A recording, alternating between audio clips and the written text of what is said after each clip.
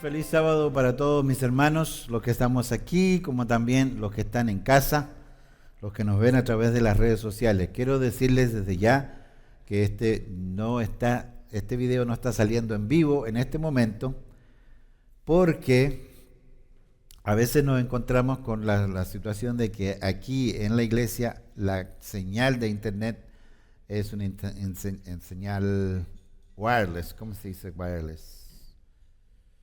Inalámbrica, y a veces la señal está muy baja y no se puede hacer el servicio en vivo, así que lo grabamos y luego llego a casa y subo el servicio a YouTube y a Facebook. Así que mis hermanos que van a ver el video más tarde, les pido disculpas, no es que nosotros no lo hagamos, sino que a veces la señal está muy baja y no se puede hacer hacer el servicio en vivo. El mensaje de esta mañana tiene como título El Verbo de Dios. El verbo de Dios.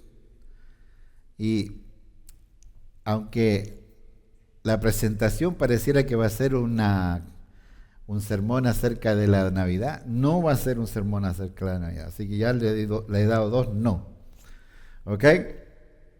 Y el versículo que vamos a usar para ponernos en contexto lo encontramos en Juan capítulo 17, versículo 3. Juan capítulo 17, versículo 3 dice: esta es la vida eterna. Pongan atención. Dice, ¿qué es lo que es la vida eterna? Que te conozcan a ti, el único Dios verdadero, y a Jesucristo, a quien has enviado. ¡Wow! Esta es la vida eterna. O sea que si nosotros nos perdemos este versículo, estamos en problemas. Esta es la vida eterna, que te conozcan a ti, el único Dios verdadero, y a Jesucristo, a quien has enviado.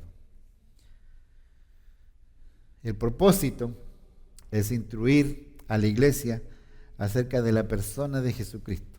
Ahora, ustedes saben que el propósito de los mensajes que se predican en este lugar, y que yo trato de que eso sea así siempre, que nuestros mensajes sean cristocéntricos. Y nosotros sabemos mucho acerca de Cristo, ¿no? Lo que Él hizo, los milagros, ¿cierto? Los lugares que visitó, etcétera. Sabemos mucho acerca de Cristo, pero ¿cuánto sabemos acerca de la naturaleza de Cristo? ¿Ok? La naturaleza de Cristo, su naturaleza divina y su encarnación y existencia eterna. De eso no hablamos muy a menudo, ¿cierto?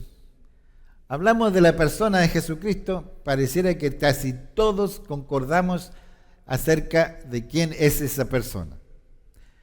Pero la verdad es que no todos concordamos. Desde el mismo momento en que entró el pecado en el universo, el enemigo de las almas ha intentado por todos los medios persona de Jesucristo, presentándolo como un ser creado e inferior a Dios Padre. Al mismo tiempo, cuestiona su divinidad y su encarnación. La verdad es de que, claro, nosotros que estudiamos la palabra de Dios, pareciera que estamos casi todos en el mismo camino, pero la verdad es que no. La verdad es que no. ¿Cuántos de ustedes han escuchado esta afirmación?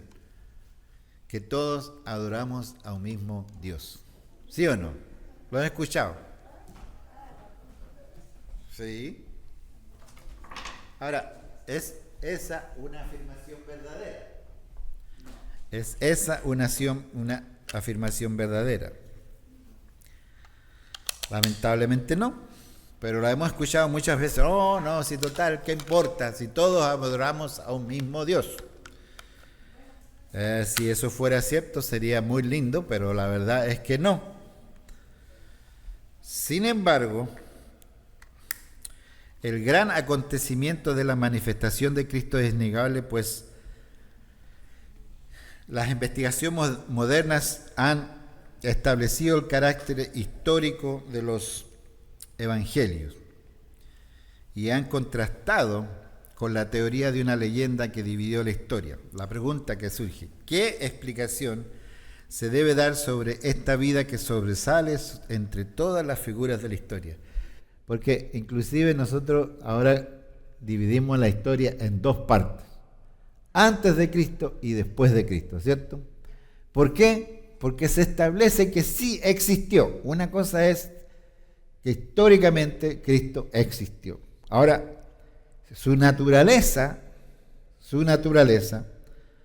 es la que entra en discusión. Los materialistas, en su afán de negar una revelación sobrenatural, procuran hacer ver que Jesús era un hombre bueno, maravillosamente dotado de poderes espirituales y religiosos, pero solo eso, un simple hombre. Ahora nosotros pensamos que como vivimos en un mundo, en una civilización occidental, vamos a decir que es cristiana, pues todos creen igual. Pero déjeme decirle una cosa: la religión musulmana es tan grande o más grande que la religión cristiana. Y los musulmanes creen que Jesús es un profeta, amado y respetado, junto con Mahoma, Noé, Abraham y Moisés. O sea, de todas maneras está en muy buena compañía, diríamos nosotros, pero él es un profeta. Y también dicen que Jesús fue un mortal elegido por Dios para extender su palabra. Los musulmanes no creen que Jesús sea el Hijo de Dios, ni que haya sido crucificado, resucitado o que haya expiado los pecados de la humanidad. Así que ya tenemos un gran porcentaje de la cristiandad o de los que creen en algo donde ya Jesús no entra dentro de sus planes. Eso, ni hablar de los budistas, ni hablar de los hinduistas, ni hablar de los judíos, que los judíos no creen en Jesús como Hijo de Dios. Así que esto es contrario a toda la evidencia que se presenta en los evangelios, tanto en las palabras del Señor mismo como por la apreciación de quienes mejor lo conocían como el Verbo manifestado en carne. Vamos a analizar algunas lecciones prácticas y vamos a ver en realidad, no en profundidad, porque quiero decirle que cuando nosotros empezamos a hablar del carácter de Jesús y la divinidad y la humanidad, hay algunas cosas que nosotros no sabemos. Pero hay algunas cosas que sí han sido reveladas en las Escrituras. Vamos a hablar de los errores sobre la naturaleza de Cristo, ¿ok? Vamos a ir por partes. En la historia del cristianismo han existido y siguen existiendo cristianos que han llegado a conclusiones personales sobre la persona y la naturaleza de Cristo, un tanto distorsionadas de lo que nos revela la Biblia. Ustedes saben que cada cabeza es un mundo, decimos, ¿cierto? Y algunos piensan de que porque ellos creen en una determinada forma, es así como tienen que ser. Pero las Escrituras dicen otra cosa. Entre los errores más comunes, de los cuales se han derivado otros hasta nuestro tiempo, encontramos el docetismo. Docetismo. Ustedes nunca más se van a acordar de esta palabra porque no la usamos. Pero los docetistas afirman que el Verbo divino no se hizo carne realmente, sino que meramente parecía ser humano, pero en realidad no lo era. ¿Ok? Los docetistas en realidad no niegan la existencia de Jesús, pero que en realidad decía que se parecía a las personas, pero en realidad no era. ¿Ok? Una vez más, a lo mejor hasta usted conoce un docetista por ahí.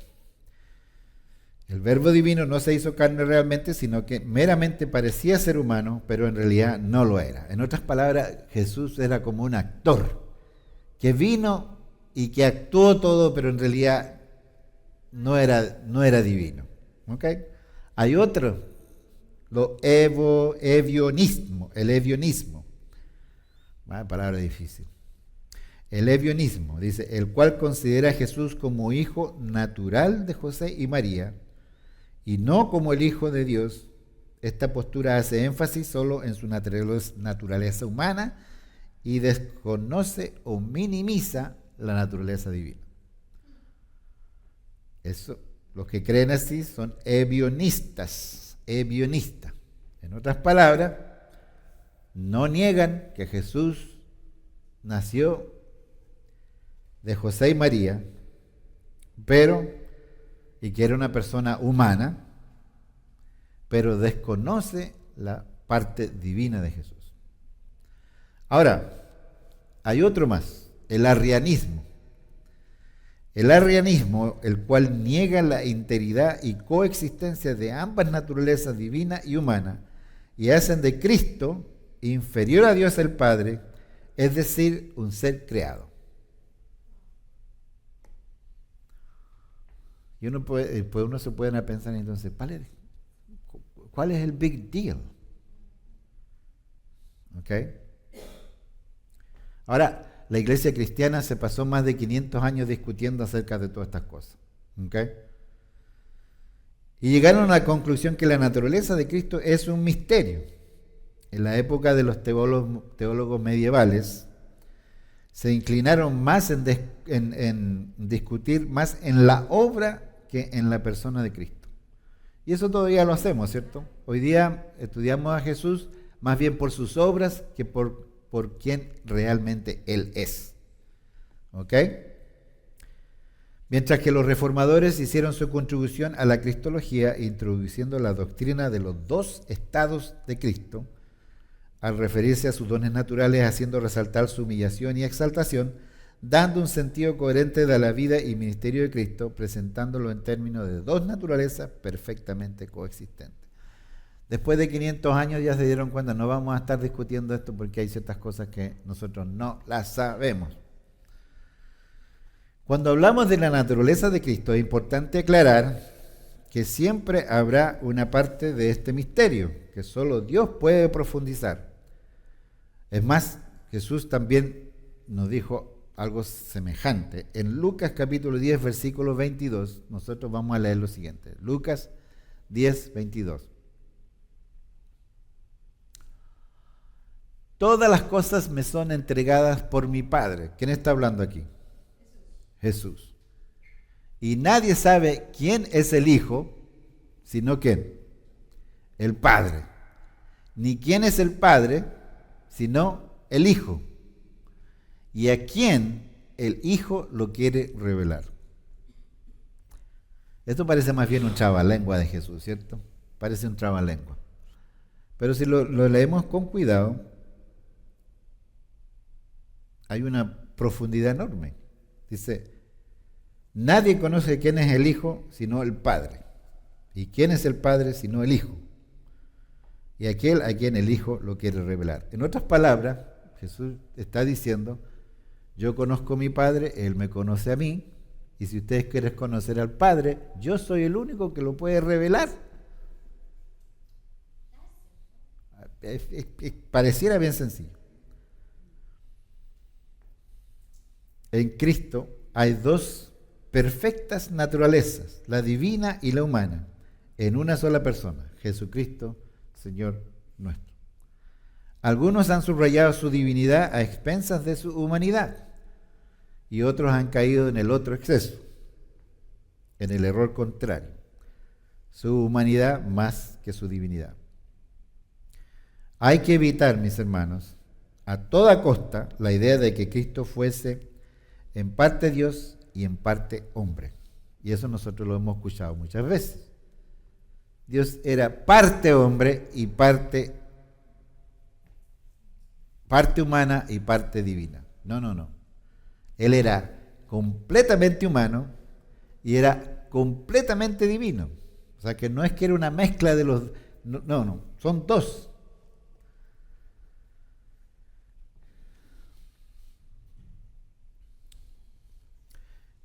Vamos a ver si la Biblia nos aclara más acerca de esto. Juan capítulo 1, versículo 1. Vamos a irlo leyendo lento. Dice, en el principio era el verbo. Vamos a decir, verbo, ¿qué es lo que es un verbo? ¿Cómo nosotros definimos un verbo? Una palabra que significa acción. ¿Okay? Caminar es un verbo. ¿Okay?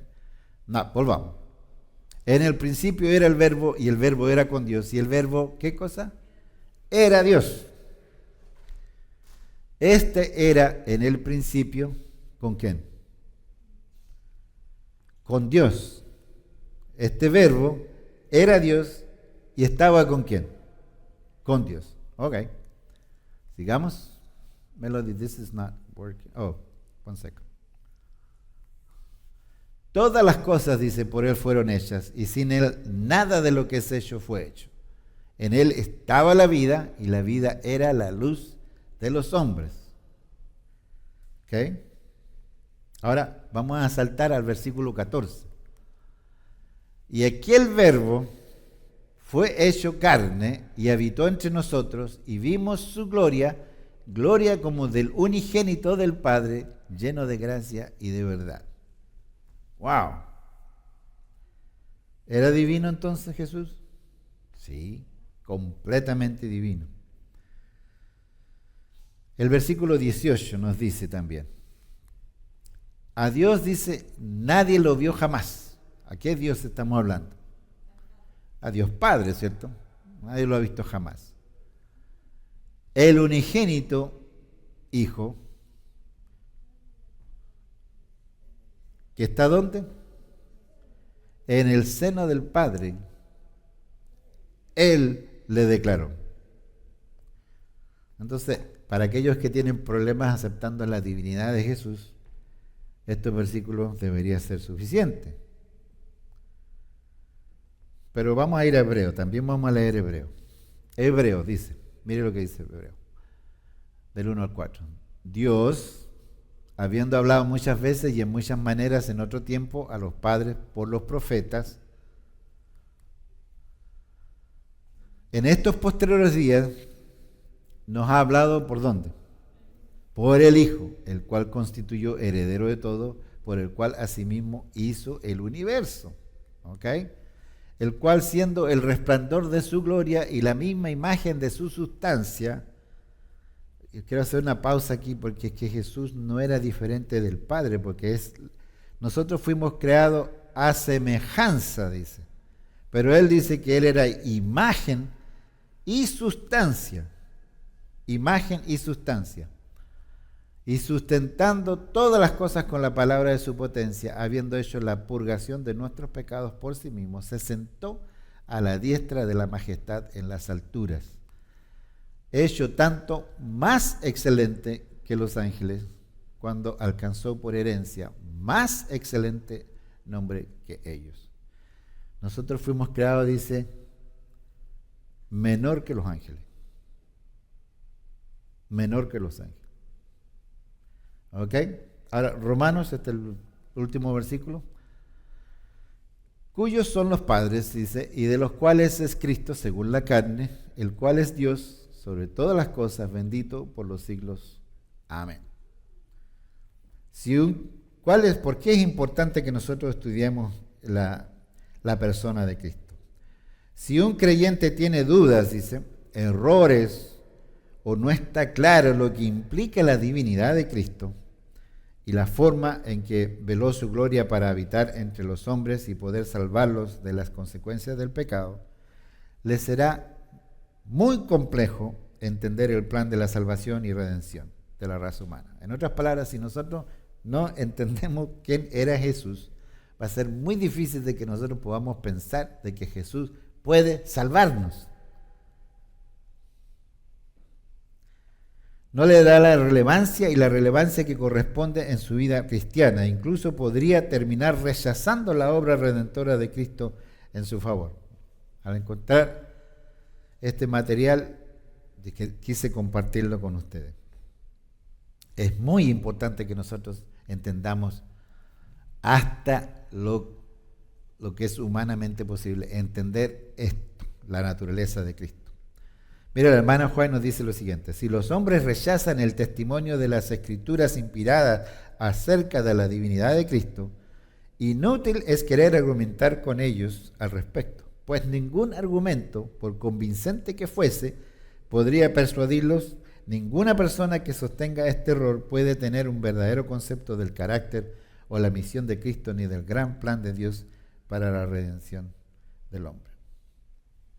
Muy cierto.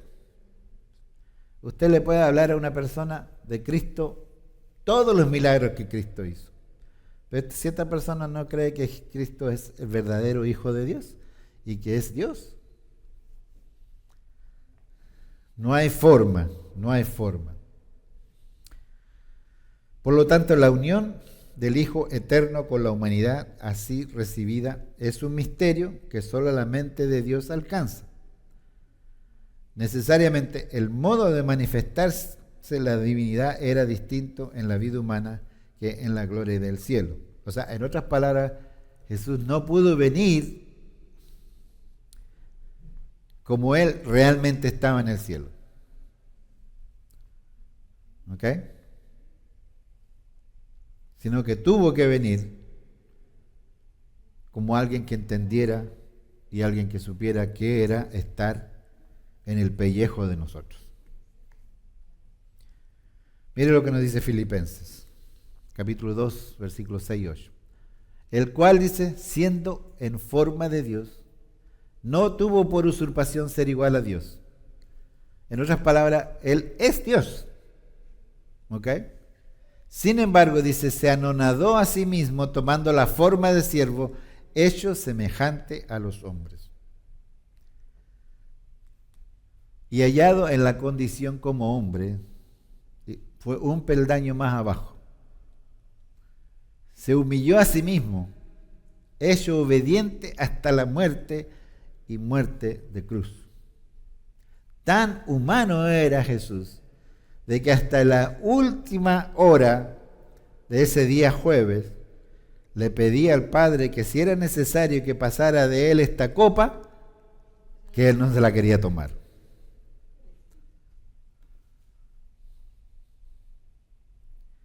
Pero en realidad Jesús tuvo que bajar varios peldaños para llegar a ser uno de nosotros. Ahora, ¿cuáles son las implicaciones de ignorar este tema? El desconocimiento de un tema tan importante como el de la persona de Cristo y su obra se evidenciará en una vida cristiana sin significado, sin sentido. Será carente de poder y hasta sin esperanza. Por el contrario, un conocimiento cabal de la persona de Cristo les coloca a las puertas de la vida eterna. Hablemos un poquito acerca de la preexistencia de Cristo. Yo les dije que iba a ser denso hoy día el sermón, ¿ok? El mensaje. La preexistencia de Cristo. En primera instancia hablaremos de la preexistencia de Cristo. En este sentido, el mismo Señor aseveró que existía antes de venir a este mundo en gloria y en estrecha comunión con el Padre. Cuando leemos Juan capítulo 8, versículo 58, mire lo que dice. Díjole Jesús, de cierto os digo, antes que Abraham fuese, yo soy. En otras palabras, Jesús ha estado aquí antes de Abraham. ¿Ok? En otras palabras, Él estaba aquí antes de Adán y Eva. Ahora, el verbo pareciera estar mal traducido, ¿cierto? Porque en buen castellano no debería haberlo escrito yo era. ¿Sí o no? Aquí tenemos una maestra, seguro que se está mal escrito eso. Debería ser yo era. Pero él dice, yo soy. ¿Por qué? Porque los tiempos no pueden ser aplicados a una persona que es infinita. Él siempre es. Era allá, aquí, allá. Entonces, ¿está mal escrito eso? No, está perfectamente escrito. No podía haberse escrito de otra forma. De hecho, cuando habló con Moisés, ¿qué le dijo? Pero ¿quién es el que me está enviando? ¿Qué le voy a decir? Yo soy.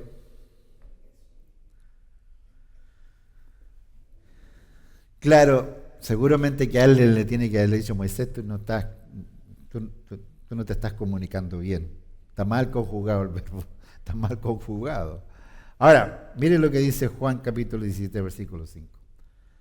Ahora pues, mire, Jesús es el que está hablando.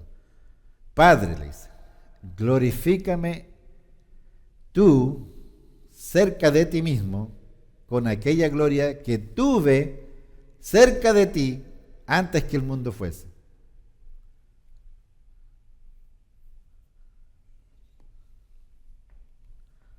Es interesante la forma en como se refiere, como Jesús se refiere de sí mismo, con el respeto con que le habla a su Padre. Le dice, ahora pues, Padre, dice, glorifícame tú cerca de ti mismo con aquella gloria que tuve cerca de ti antes que el mundo fuese.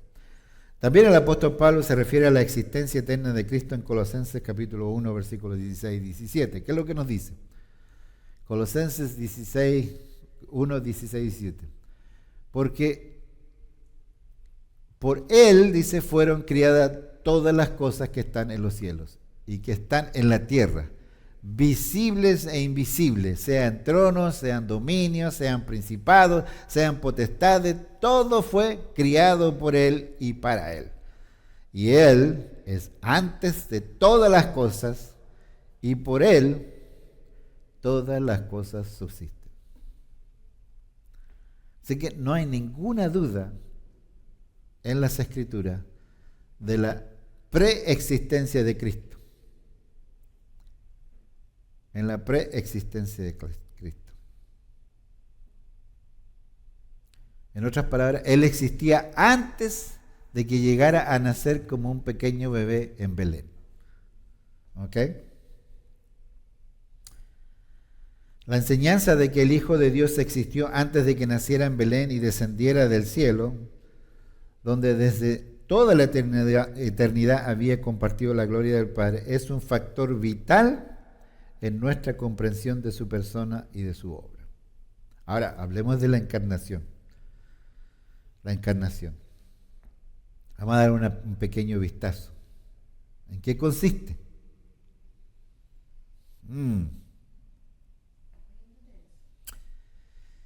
La doctrina de la encarnación de Cristo en carne humana es un misterio. El misterio que había estado oculto desde los siglos y las edades. Mire, Colosenses lo que dice, Colosenses. A saber, el misterio que había estado oculto desde los siglos y edades, más ahora dice, ha sido ¿qué cosa? Manifestado a sus santos. Ese es el grande y profundo misterio de la piedad. Que nuestro Señor Jesucristo se haya hecho humano para nuestra salvación es probablemente la doctrina de la fe cristiana que es más básica para todas las demás. En Juan 1:14, ya lo leímos, dice que el Verbo se hizo carne y habitó entre nosotros, lo que indica que no era una mera apariencia. En los evangelios se presentan aspectos propios de un ser humano, como que él tuvo hambre, como que se durmió, que estuvo triste, que lloró, que estuvo ansioso, que se cansó. Eso es propio de una persona, ¿cierto? Todos nosotros pasamos por esos estados. Así que no es que Jesús fue como una especie de holograma que pasó. En los escritos del apóstol Pablo encontramos varias afirmaciones de la encarnación de Cristo. Timoteo, no voy a leer todos los versículos porque son muchos. Lo que sí sabemos es que Dios envió a su Hijo, nacido de mujer y nacido bajo la ley. Así que las Escrituras muestran suficiente evidencia de que el Hijo de Dios realmente se encarnó para alcanzar y salvar el ser humano cautivo por el pecado. Ahora, no sabemos cómo se produjo esa concepción. Es un misterio, no lo conocemos. ¿Es importante que lo conozcamos? No.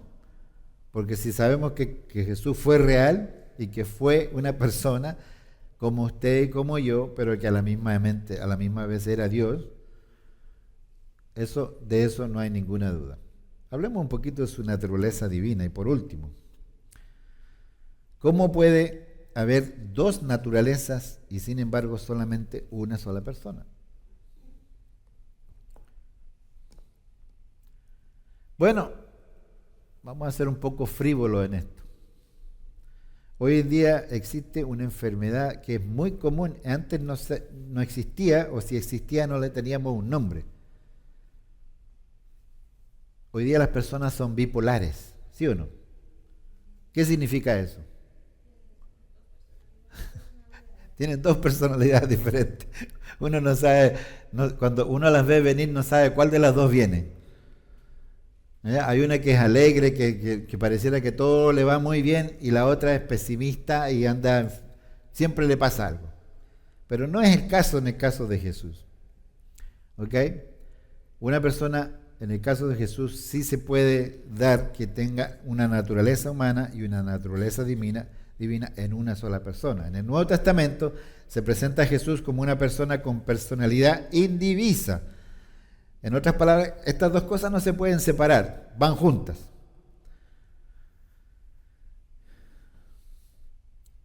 Romanos, capítulo 1, versículo 3, nos dice lo siguiente. Tocante a su Hijo Jesucristo, nuestro Señor, que fue hecho de la simiente de David según la carne. ¿Okay? En otras palabras, el apóstol Pablo habla de Jesús como descendiente de David, de acuerdo con su naturaleza humana, y como Hijo de Dios, según el Espíritu de Santidad. Dos naturalezas en una sola persona. Mire lo que dice 1 Juan 5:20. 1 Juan 5:20 dice: pero sabemos que el Hijo de Dios es venido y nos ha dado entendimiento para conocer al que es verdadero, y estamos en el verdadero. ¿Estamos en qué? Dice, en el verdadero, en su Hijo Jesucristo. Este es el verdadero Dios y la vida eterna. ¿Ok? Eso nos está diciendo Primera de Juan. Ahora, Colosenses, mire lo que dice Colosenses. Porque en él habita toda la plenitud de la divinidad corporalmente. Por eso es que nosotros no podemos aceptar de que Jesús era medio hombre y medio divino. No, Jesús era completamente hombre y era completamente divino. También en las epístolas de los Hebreos encontramos claras referencias a las dos naturalezas de Cristo en una persona. El mismo apóstol Juan testifica que el Verbo, que es Dios, se hizo carne y que Cristo, teniendo una naturaleza divina y humana, habitó entre los seres humanos. ¿Por qué quería presentar este mensaje? Que como les dije al principio era un poco denso, porque a veces nosotros nos quedamos con la figura de la televisión, ¿cierto? Al Jesús caminando con los discípulos, sanando, haciendo milagros, pero Jesús es mucho más que eso, es mucho más que eso. El conocimiento de la persona de Cristo es la ciencia más elevada que hombre alguno pueda alcanzar. Es la suma de todas las verdades y la más importante de todas, tanto así que las Sagradas Escrituras dicen con respecto en Juan 17:3 dice: esta es la vida eterna, que te conozcan a ti, el único Dios verdadero, y a Jesucristo a quien has enviado. El Señor Jesucristo, el divino Hijo de Dios, existió desde la eternidad como una persona distinta y sin embargo era uno con el Padre.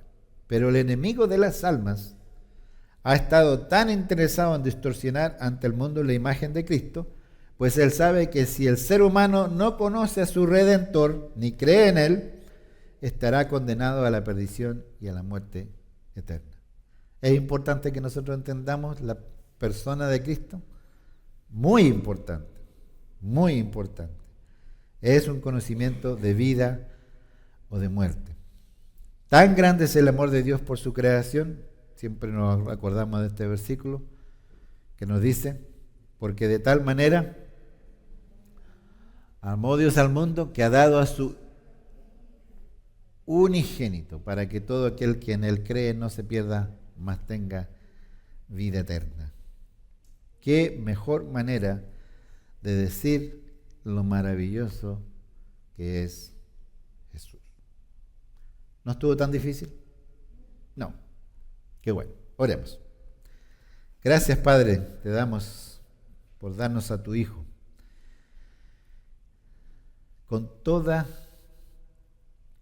todo lo que era necesario para que nosotros alcanzáramos la salvación. Gracias por el sacrificio de Jesús en la cruz, que pagó por nuestros pecados, que nos limpia y que abre las puertas del cielo y de la eternidad de par en par para todos nosotros. Padre, no permitas que haya duda en nuestros corazones y en nuestras mentes, tanto de la humanidad de Jesús como de su divinidad. Te amamos, te respetamos y te adoramos porque tú, Jesús, eres Dios. Guíanos siempre. Recibe nuestras peticiones. Intercede por nosotros. Lo pedimos en el nombre de Jesús. Amén. Dios les bendiga y que tengan un feliz sábado. Nos encontramos aquí como siempre la próxima semana, espero en vivo, esta vez en la señal de internet. Dios los bendiga.